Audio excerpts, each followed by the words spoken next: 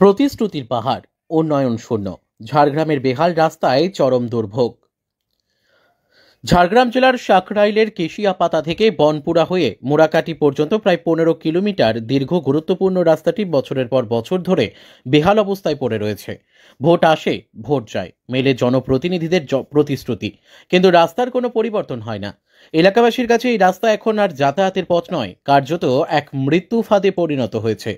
এই মূল সড়কের ওপর নির্ভর করেই প্রতিদিন যাতায়াত করেন নিত্য যাত্রী থেকে শুরু করে স্কুল পড়ুয়া, অফিস যাত্রী, এমনকি গুরুতর অসুস্থ রোগীরাও।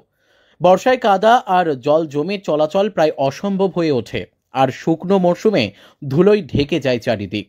অ্যাম্বুলেন্স থেকে শুরু করে সাধারণ যানবাহন সবই এই রাস্তায় পড়ে চরম বিপাকে।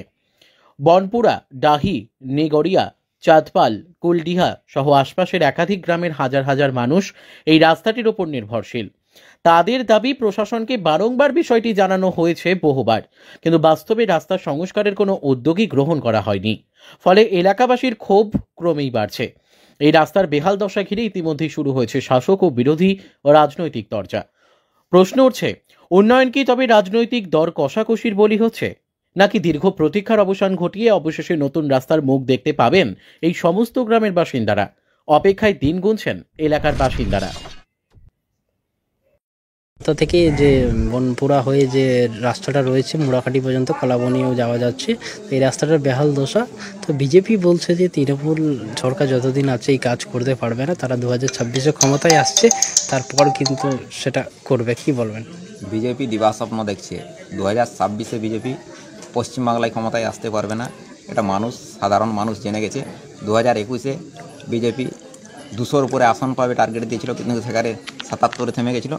এবারে 77 কি 50 পেরাবে না, ওনাদের দিবাস্বপ্ন থেকে যাবে। এবং কেশিয়াপাতা থেকে যে আমাদের বনপুরার মধ্য দিয়ে মোড়াকাটি পর্যন্ত যে রাস্তাটি আছে, আমাদের জেলা পরিষদের সদস্য, জেলা পরিষদের সহকারী সভাধিপতি আমাদের এলাকা থেকে নির্বাচিত, উনি জেলাতে দিয়েছেন এবং জেলা থেকে হলেই রাস্তাটার কাজ খুব শীঘ্রই শুরু হবে।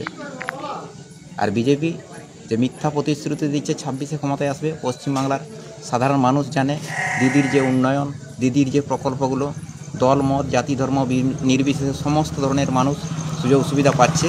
তাই 26-এ দিদি চতুর্থবারের জন্য পুনরায় মুখ্যমন্ত্রী হবেন এবং 200-র বেশি আসন পেয়ে চতুর্থবারের জন্য সরকার গঠন করবে। আমার নাম অভিজিৎ মাইতি। কি সমস্যা হচ্ছে রাস্তায়?